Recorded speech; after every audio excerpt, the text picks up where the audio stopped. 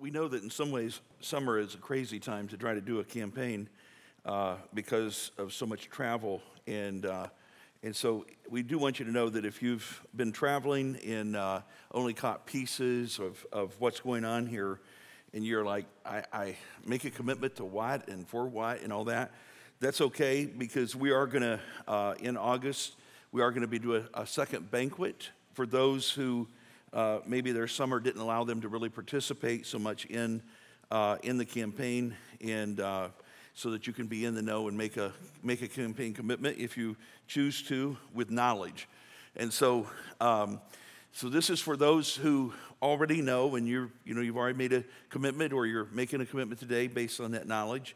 And so one thing about it is you can join in anytime. We have no problem with the number going up. If you want your card back, we're going to at least hold it for a second before you take it back. So you can contribute to the number anytime. You can contribute without even having made a commitment. That's okay too. We're not going to go, well, wait a minute, you didn't write that down on paper someplace. There's no way you can give toward this campaign. We won't be doing that.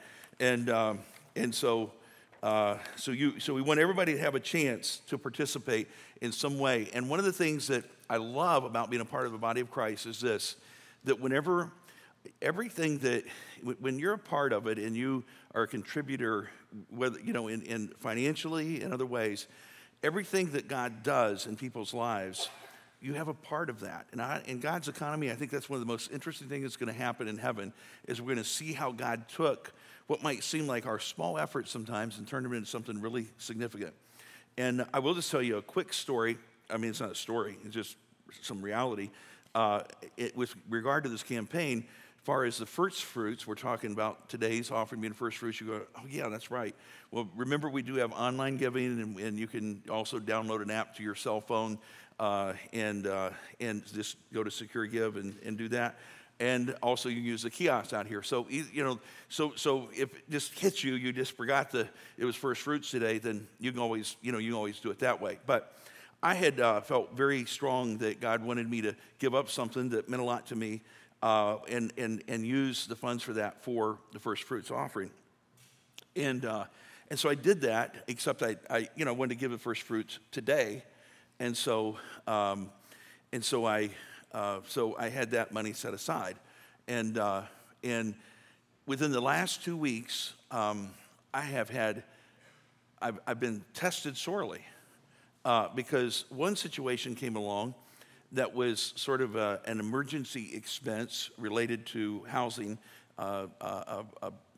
just a material need that was to fix something, and so immediately when I heard the number for what was going to take to repair this, I'm going like, oh my goodness, that was like outrageous. But I figured it was probably correct, and I thought, well, I do have that money setting aside for the first fruits. I mean, maybe I could give it like 2 weeks later, or my brain just started going down that road, like and it kept kind of coming back. And so finally, I had to make a decision. I'm going to give that first fruit offering, and I'll figure out the rest of it. I'll figure that other out. And with 2 days after that decision, the repairman called me and said, I found something that I didn't foresee, and so I'm not going to have to do what I thought I was going to have to do. It still cost me, but I'm just telling you a fraction of what it was going to cost me. And I was so grateful that I had made that decision beforehand, because, see, afterward it would have been like, well, I was never going to do that anyway. I could have just talked myself into that. So then the other was, I came across like the deal of the century on something that I really thought was important to get. It wasn't a need, it was a want. And it's like, and I just got to thinking, and immediately that came to my mind again, and I'm going, well, I mean, you can always delay it like, a month or something. And what are you thinking, Rod? I mean, I literally have felt like that I've been under this temptation to utilize something that I've set apart for God and for this campaign as a first fruit in order to do something else with it. Now, I wouldn't be telling you the story probably if I had kind of done that, okay? So I hadn't. But I'm saying that only to maybe help you to understand that sometimes whenever we make a commitment to something, we get tested. We will be tested on that commitment. And many of you have made a commitment to tithing. You're saying, I'm going to tithe. I'm going to go in. And I'm just going to tell you, that's not, I know we talk about, the fact that you redeem the rest and all that, but you're going to be tested. You are going to be tested on that. And so don't think just because there's a test that God's promises aren't true. Just understand that that any commitment you make, I don't know how many of you that are married, but after you made that commitment, was there ever a thought that ran through your mind going, now, did I really say for the rest of my life? Did I stand there in front of everybody and do this and say this? I think that there's times whenever we may second guess a commitment we've made, we're tested. And so don't think that you won't be tested on this as well. So I really share that basically for that understanding. And today we're going to be talking about victory. Victory is a wonderful thing. I don't know anybody that would approach life saying, well, I'd rather fail than have victory. I don't know anybody. There's some people who play it so safe, they're not going for victory, they're just going for survival. But most people really do want victory. And most of us have something kind of competitiveness. We want to win. We want to win. And I think if you go through life and you don't feel like you have some wins, then you do begin to feel like the born loser. And you begin to even gain that mindset. You'll start taking on the Murphy's mindset, Murphy Law mindset. If anything bad can happen, it will, and it's going to happen to me.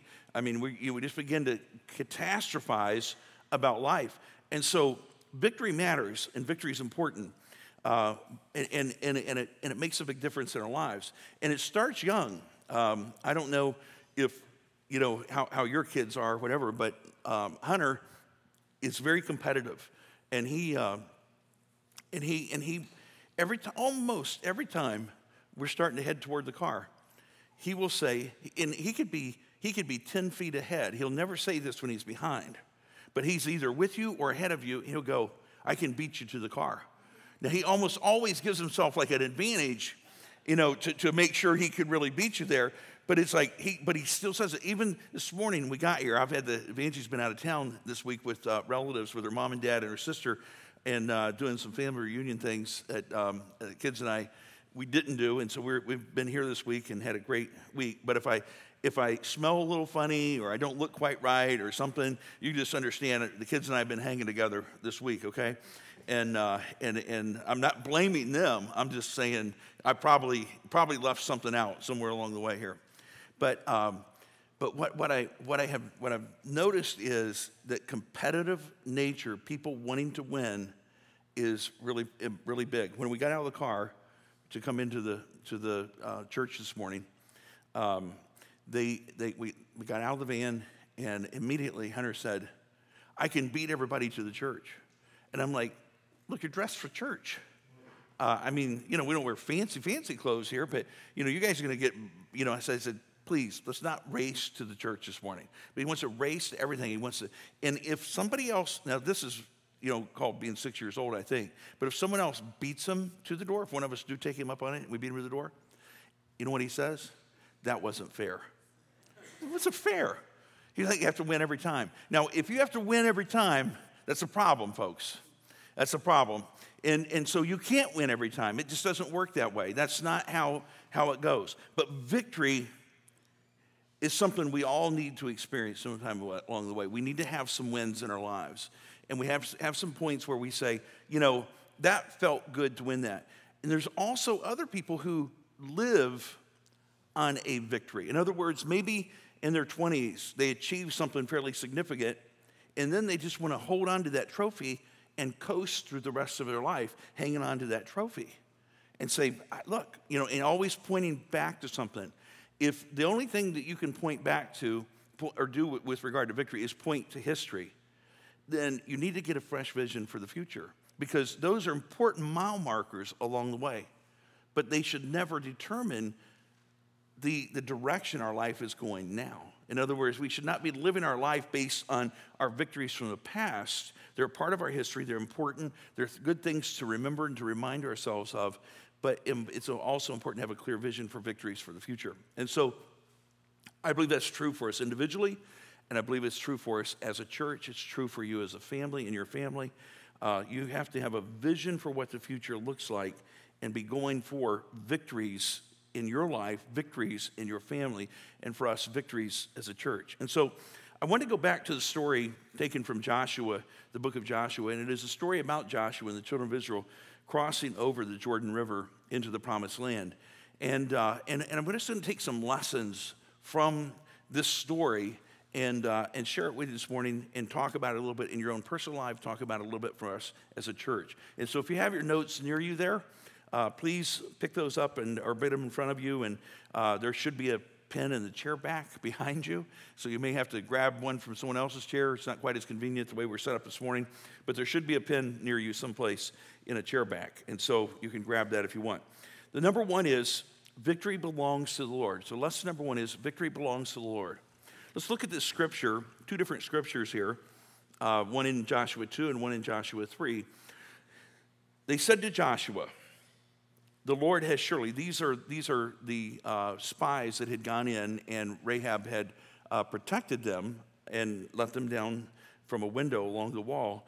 And because of her faith, she and her family were spared during the battle of Jericho. But here, these spies have come back, and they said to Joshua, the Lord has surely given the whole land into our hands. All the people are melting in fear because of us. There's a very critical phrase here. The Lord has surely given. The Lord has given. I need to tell you, every victory that we really have in our lives, it comes from God's power. If you have victory to overcome an addiction, sure, you have a part, and we're going to talk about that in this lesson. We all have a part ourselves in victory, but the real victory belongs to God. And if we ever forget that, it all of a sudden becomes my best efforts. And I can just promise you, your best efforts and my best efforts will fall short always of what God's victory can bring. And so here it says that all the people are melting in fear because of us. Why are they melting in fear because of them? It's because there are miraculous things occurring. Because if you were to go back and read the full story of the conversation with Rahab, these people understood and knew that the children of Israel walked through on dry land from the Red Sea, and that Pharaoh's army had died in there. They understood that. They understood there were miraculous things that were occurring with regard to these people. Even though these people had been over here wandering around for 40 years, they had an understanding these people have a special connection to God, and God does miraculous things to them. Because it was God's power and his presence with them that casts the fear into their enemies' hearts. And so the victory belongs to God. If it was just up to this motley crew themselves coming across the Jordan River, there wouldn't have been any fear. It would have been over in a heartbeat. But these people they're fearful because they're saying there's something uniquely special, divine that seems to be going on in this mix of people. And so then Joshua 3 says, giving orders to the people, when you see the ark of the covenant of the Lord your God, this represented the presence of God to the children of Israel. When you see this piece of furniture, this item, this Ark of the Covenant, when you see this, you need to understand it's the Ark of the Lord, it's the covenant of the Lord, your God, and the Levitical priests carrying it. You are to move out from your positions and follow it. And it's interesting to me, if you're going to have victory, if I'm going to have victory in my life, we can't do the same old thing the way we've been doing the same old thing, because we'll get the same old results. We have to do something different. And at this point, they had to be willing to move from their positions of comfort, the place they had grown to know and be comfortable with for 40 years, and begin the process of moving in the direction of victory. And then the verses go on to say, then you will know which way to go. So what is going to give them the insight on which way to go? Following what represents the presence of God among them, following the Ark of the Covenant. Following that is how they're going to know where to go. And I just want to say to you personally, as your pastor, and that is that for me in my own individual life, there are times I argue with God. There are times we have disagreements. There are times we have discussions. There are times whenever I resist. There's times whenever I push back on things. But I want to tell you, at the end of the day, here's my heart desire, and that is to never take a step any place that I don't feel like God is going before me. Because the minute I do that, the minute I take those steps on my own and I go in my own direction rather than following the presence and the power of God as exhibited in our lives, the minute that happens, what happens to me is this: I'm on my own. And I believe God's given me a fair amount of insight and wisdom and things like that over the course of my years, but I will still tell you this: I don't want to go any place where God's not leading me. And when I say that doesn't mean that someone's walking in front of me with an Ark of the Covenant, but God's placed His Spirit within my life. And so if I sense some hesitation within my spirit and sense that whisper of the Holy Spirit to me that simply says, you need to be cautious about this, you need to be careful about this, or you need to definitely move in this direction, then that's what I want. I want to be following God's presence, His power, His direction. That's my desire. I don't believe any of us perfect that, but I think that we can all make that a goal of ours so that we'll know which way to go if we follow the presence and the power of the Holy Spirit in our lives. Since, and going on, then you will know which way to go, since you have never been this way before. I really like that phrase. Since you've never been this way before. You're going into brand new territory. And I'm going to kind of apply this in two different ways. One is, really every day you get up in the morning, there's a sense in which you've never gone this way before. And it requires us, if we're going to be a faithful people, to really make sure that we're following God's lead in our lives, that we're doing. Now, we have routines set in place. You know where you work. You know the tasks you have at home. You know the responsibilities you have with your children. There are routines that you have, but you've never lived this day before. It's in front of you. And whenever there's that uncertainty, the day is going to unfold. We think we know what the day holds. Have you ever, at the end of a given day, I mean, there's some days that probably went just like you predicted, but have you ever, at the end of a day, going, I would have never in a million years thought this would have happened today? I would have had no idea things were going to work out like this today. Anybody ever had that happen to you? Okay, a few of you are going, I don't know, I'm going to be honest here. So anyway, but I think most of us have had that happen. But I will also say this, and that is there are certain junctures in our life that are critical decisions, that are important decisions, and I don't need to list them. I think we all know what many of those are. There's primary decisions that are critical in our lives that happen maybe sometimes even only once in a lifetime, but other times it might be at different stages, different places, but they're important and critical decisions. Things that this decision is going to determine so much about your life. Sometimes it's where we live in our country. You know, where do I live here? We've always tended as a church to reach a lot of people who are mobile. You move into here and move out of here. Sometimes through the military, sometimes through business, through their profession.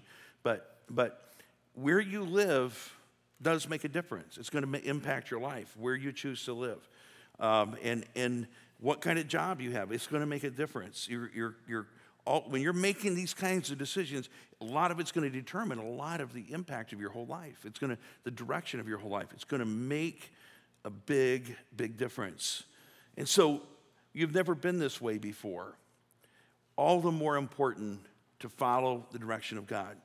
And what I want to say is there's a lot of things that we even do as a church that are kind of routine. They're in place. We do this every week. We do this and we do that. You know, we probably disturbed somebody this morning, not bad enough to make a scene or anything, but by the church being different. You come in and you sit down at yellow tablecloths and going, this doesn't feel like church to me. I came to get blessed. I didn't, this isn't blessing me very much. You just change things up a little bit, and sometimes it gets people, every once in a while makes people a little edgy or whatever. Now, we don't really deal with that here at Westtown, but I have pastored places that would have probably created a little bit of an issue in the past because we've never done it that way before here, you know? And so for us, if we've never done it that way before, we may want to try it that way, okay? That's kind of the attitude I think we've had as a church, not just to be different, but because we're open to options and doing things different ways.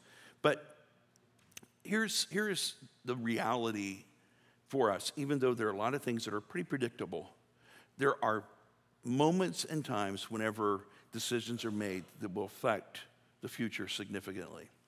And as I've mentioned in our campaign, whenever we made the decision to go to Augusta Prep, that was one of the decisions. It changed things for us, and it changed our future. And we never went back from that. And then when we bought this piece of property, seemingly impossible, having missed the first round of the bid and it coming back to us in a few days afterward, that decision changed so much about us and who we are. Not the mission, not what we're trying to accomplish. When we built this building, it changed so much. For one thing, it gave us a little bit of space. It gave us the opportunity to what we're doing this morning, have some tables set up and not be totally crowded.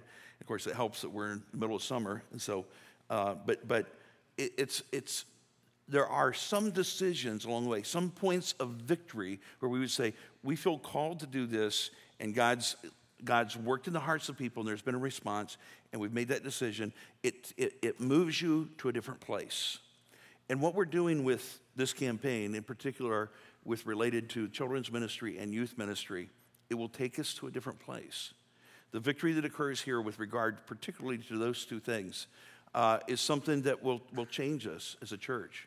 We believe it will be a good change. We believe it will bring about wonderful results, but it will change us as a church. And so victory moves us into, when God sets us up to take a step toward victory, it moves us into a place we've never been before. And so there are marvelous things about that, but also there are things that challenge us sometimes in that. And so what we have to remember is this, and as I mentioned a few weeks ago, I rarely pull onto this campus without something in my spirit lifting up a praise, a gratitude, saying, thank you, God, for this beautiful place, this amazing place that you provided for us to establish our church home here called Westtown Community Church. I feel so deeply grateful to God for this. And it's not finished, it's not done, it's not over, but it's a good place, and it's a wonderful place, and it's an opportunity that God has allowed us to have. I'm very, very grateful for it. The rest of the passage says, but keep a distance about 2,000 cubits between you and the ark. Do not go near it. And at this point, there was not the access to God that we all have. The priest had that access and direct access in the same way we now have as they had. But at this point, there was a distance they had to keep between that ark that represented the presence of God as they followed in. And I would say there's a little bit of a lesson in there, too, that I'd like to throw out, and that is that it's always important when we're pursuing victory to never get ahead of God. And if I'm having to look behind me for God, then I'm in territory I shouldn't be in. And so I want to always know that God's leading. He's the one out front leading, and we're following that lead. Number two, actually, go to number 3 for number 2, if you don't mind. I changed my mind on this, but it was too late to reprint everything. So go down to number 3 for number 2. Preparation for victory is essential. Preparation for victory is essential. So Joshua ordered the officers of the people, go through the camp and tell the people, get your provisions ready. 3 days from now, you will cross the Jordan here to go in and take possession of the land the Lord your God is giving you for your own. There's a couple particular factors I want to mention from this passage, and it is that we have been, over the last few weeks, sometimes with the campaign, we take a lot more time. When we did the building, took a whole lot more time. It was months and months of preparation for that process. This has been a much smaller, quicker process. And so, but what we've been trying to do is get ready to do what it is we feel like God's called us to do. We're getting ready. Part of the first fruits offering, part of the the commitment, and then the first fruits offering, and then the ongoing offerings there is getting ready. Someone asked me, well, how fast is everything going to happen? Well, that really is determined on when the funds come in, how funds come in, how that kind of thing, because, and that's information we don't have right now. And so as a result of that, that will determine, because we have also made a commitment as a church that we will not borrow money, even for building buildings or things like that. We will not borrow money. And we have still some indebtedness, and that's going down, and we encourage you to help that go down. And I think I mentioned to the banquet crowd that our interest rate went down by 1%, and so now we can try to continue paying at the rate we're paying, and that'll be another $600+ I believe it is, somewhere in that range, that's going toward principal every month. And so once that's finished, we will never incur debt again, at least as long as I'm the pastor here. And if the others choose to do it, then they'll just have to find a new pastor, because I don't like the burden that brings. I don't like the restraints that puts on the church, and I'm not saying that we sinned or did anything wrong by doing it. We just made a decision this forward. We are going to operate debt-free. And so whatever God provides through this body of Christ we're in this preparation time. Then we'll move forward with the two priority projects being youth and children's ministry, impacting those as deeply as we can, and then whatever else we can do down that list. Number 3, which is number 2 on your list, is victory requires our participation.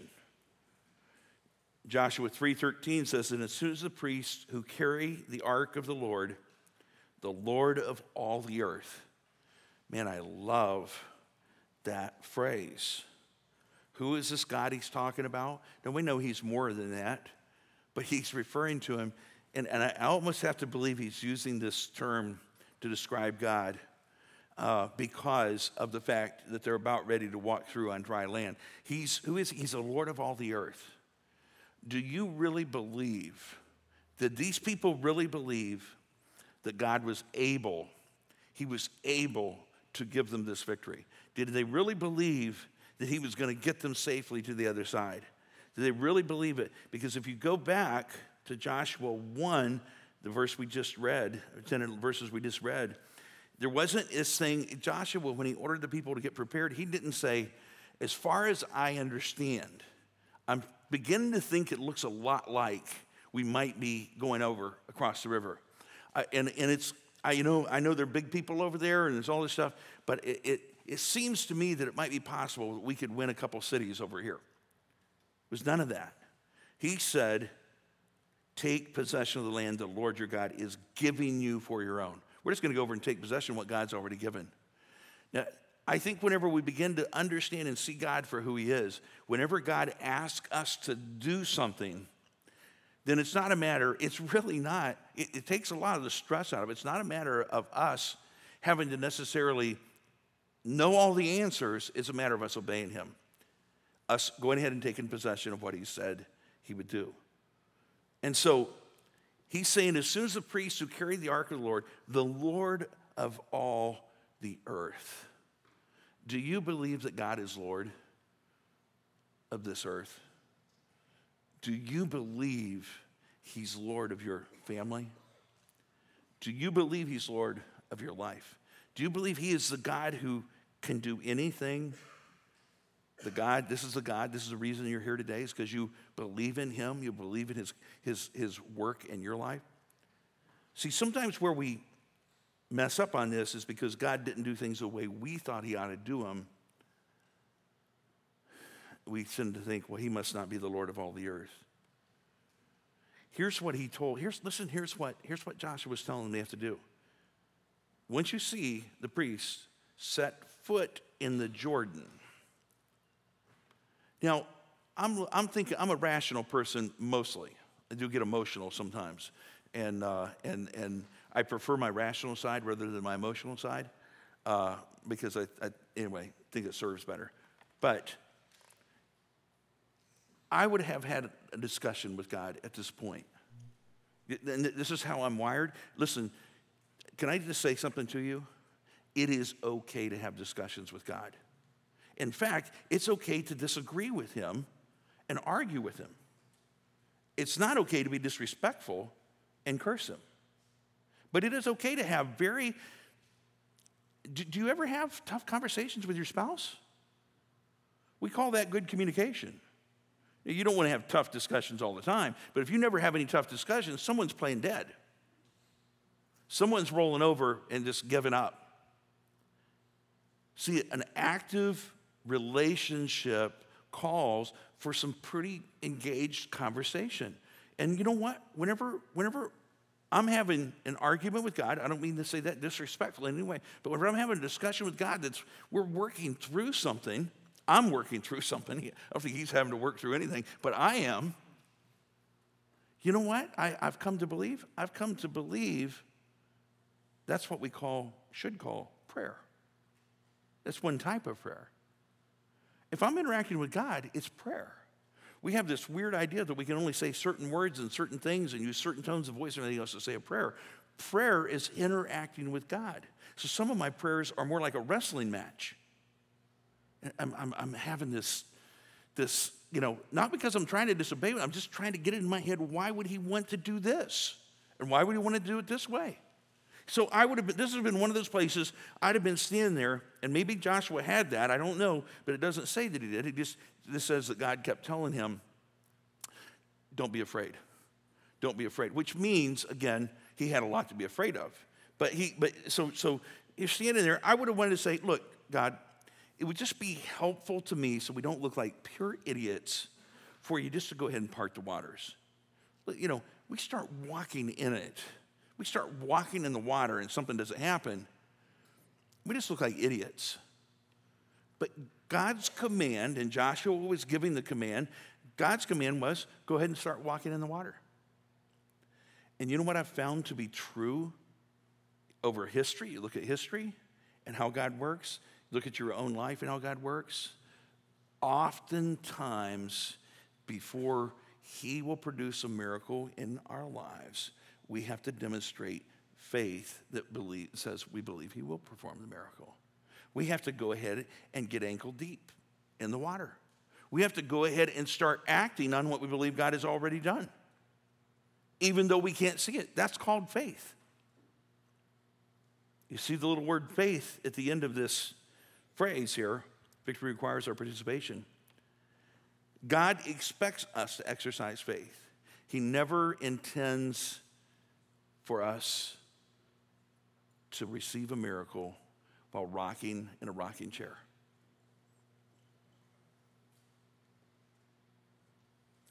He's the Lord of all the earth. As soon as the priests who carry the ark of the Lord of all the earth, this is the God we're talking about. As soon as you see God's presence in those who are carrying the ark, which represents his presence among us, step into the water, its water is flowing downstream, will be cut off and stand up in a heap. And really, guys, all we're doing with anything like a campaign is this. We're just stepping in the water. There are sacrifices many of you will make, all of us will make some sacrifices in order to make these things happen. And what we're doing with those sacrifices is simply saying we believe God has something more for us than what we see today. And we're going to step into the water and take that step. Number 4, celebration of victory is important. So the Israelites did as Joshua commanded them, and I wish I could read all the story here. Please go back and read it yourself the first several chapters of Joshua. I can only pick some verses for time's sake. It seems like I still have trouble with time anyway, even doing that.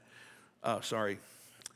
So the Israelites did as Joshua commanded them. They took 12 stones from the middle of the Jordan, according to the number of the tribes of the Israelites, as the Lord had told Joshua, and they carried them over with them to their camp where they put them down. There were really 2 memorials they built. One was right in the middle of the Jordan. They put stones there, and then they built a memorial where they camped that night. And This was to serve as a reminder to everybody who came behind them in the generations to come. So serve as a reminder of what God did for the children of Israel at this place, that he brought them through the Jordan River to the promised land that he had given to them, that they would receive. And so celebration is in the moment, and it's a time where we just say, thank you, God. We give honor to him. And there are those moments when we say, this is a victory, And I just want to tell you, whenever Tom tells us a number later on, during our lunch, as to what the commitments are, I'm going to tell you that will be a victory number. I don't know what the number is. I don't know what it will be, but I can tell you that it will be a victory number, because everything that takes us beyond where we are today and gives us the opportunity to take some initial steps into the future that God has called us to, that's a victory. And so we will celebrate that, and we're celebrating it with lunch today. By the way, Tim Pageant is he's offering up as a sacrifice of praise the barbecue that you're going to enjoy in a little bit. He has this world-famous, best-kept secret recipe for chopped pork, and he has his own special sauce, I think. I don't know for sure on that, if he stole it from Casey Masterpiece or anyway. But I think he has his own special sauce and everything. And I would just like for us to give him a thanks right now, for that hard work, that effort.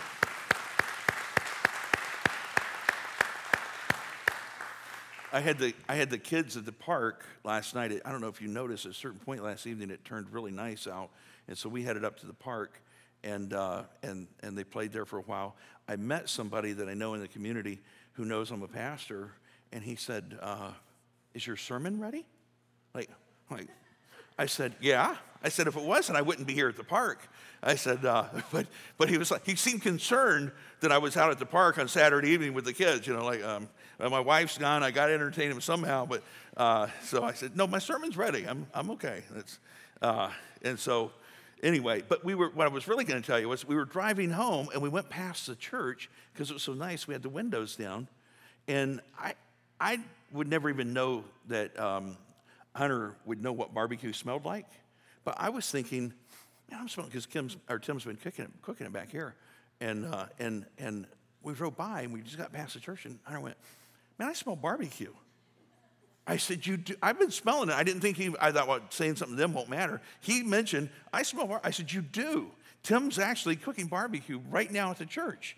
And anyway, so that was kind of funny. I thought that 6-year-old picked up on, man, I'm smelling barbecue around his church. So if you're smelling something, it's real. It's in there. It's ready for you real soon. So we're going to celebrate. But what we have to remember is that celebration of a victory is not a rest. It's not a destination. It's a mile marker along the way. It's something that has marked the faithfulness of God. It marks the faithfulness of God's people.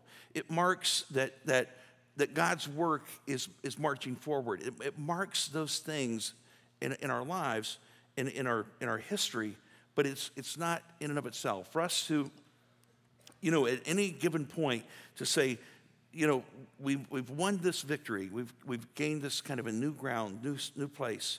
For us to say at any point, that's where we stop, that means that we've limited God. We don't know what the future is, and we don't know. We're not saying that it always has to be something great and glamorous, but what we do say is this, that God has victory for us, and it's victory on a day-to-day, ongoing basis, but it's also victory sometimes with kind of what I call a bigger step forward. And today we're taking that step, and we're going to celebrate that, and we're going to celebrate the faithfulness of God's people and what that represents today in the number that's shared. Number 5, victory is a gateway to greater responsibilities. Now, when all the Amorite kings west of the Jordan and all the Canaanite kings along the coast heard how the Lord had dried up the Jordan before the Israelites until they had crossed over, their hearts melted in fear, and they no longer had the courage to face the Israelites. The reason for that was mainly because of the fact that there was a recognition that there was something greater at work than just these people. They knew these people didn't build a dam and come across. They knew something miraculous had happened, something extraordinary, something only the Lord of all the earth could do. And so they're going, man, if they've got God on their side, we don't have a chance. I mean, we don't have a chance. And so even though walking across in dry land, I mean, can you imagine being in that group of people and watching that water back up and hold steady? And actually, you know what the bottom of a riverbed is like. You know what the bottom of the lake is like. I mean, we used to do all of our baptisms out at the lake. It's wonderful, except for one thing. The muck you had to walk through to get out there. You know, I mean, it's kind of mucky. And it's great, and it just felt very close to some of the original baptisms, and so I loved it from that standpoint. But here's the fact. The fact is this, that it was been very muddy, and this was a time where it was swollen up. The river was swollen. And so it had been very mucky, but it was dry land. They went across on dry land. So another portion of the miracle that took place. And so here the water's pushed back, and they see this, you get over, and there's something in it going, man, we've just experienced the most significant thing you could imagine. I mean, we heard about, most of these people had not come through through the Red Sea, because most of those people had died off now at this point.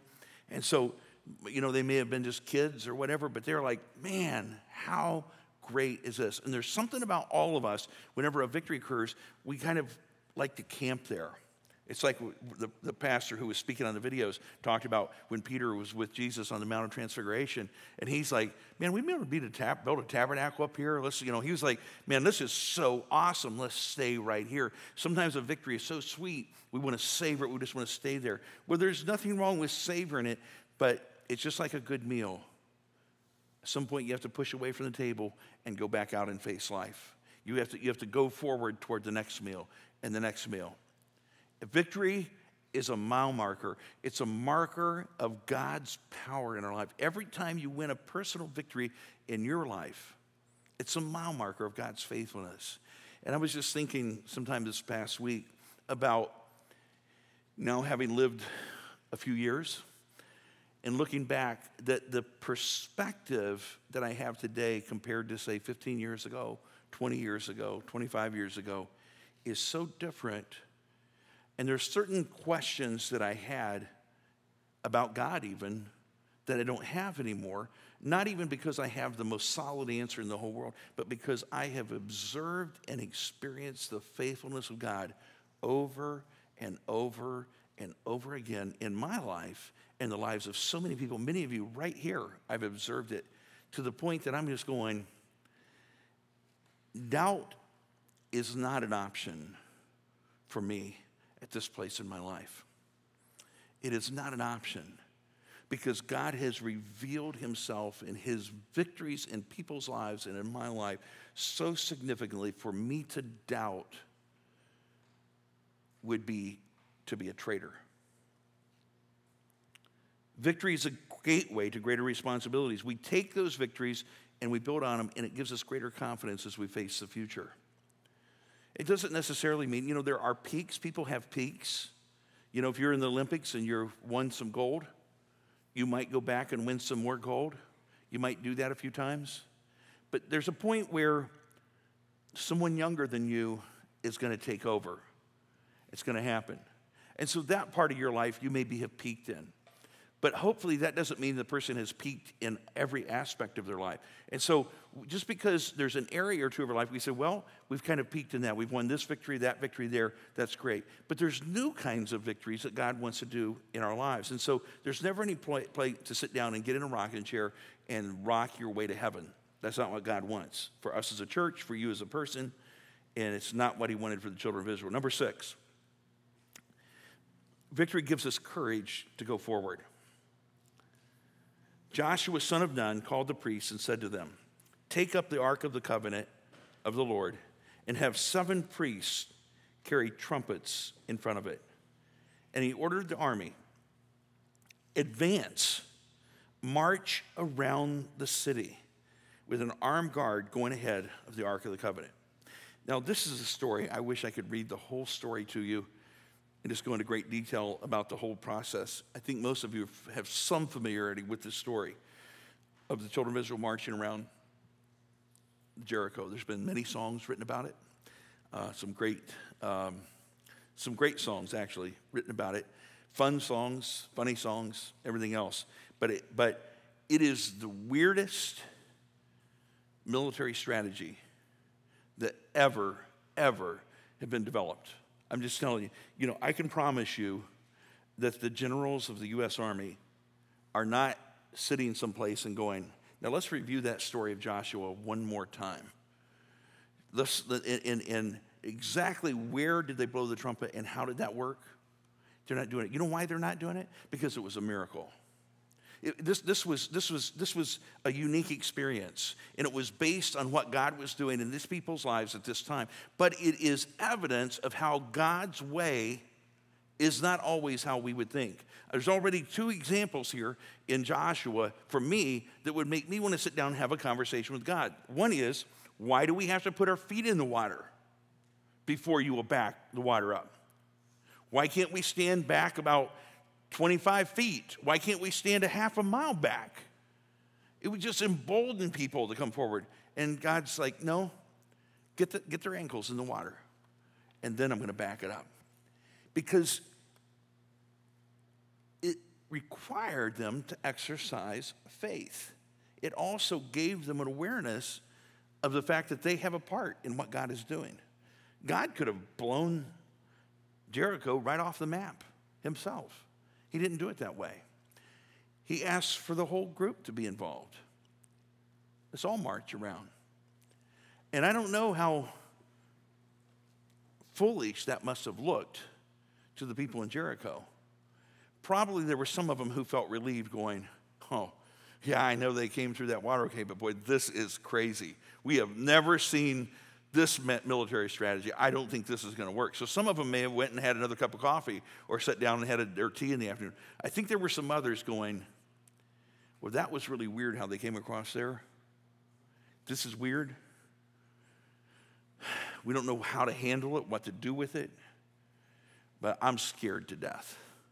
And so because of the history of God's miraculous power working, there was fear that was set in among the people. But what I want to tell you is this.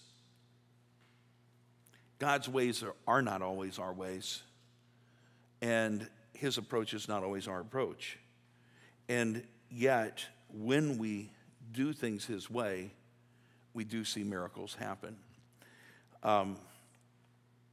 These guys marched around the city, and at the right time, blew their trumpets, and at the right time, there was a mighty shout that went up, and they won a great victory.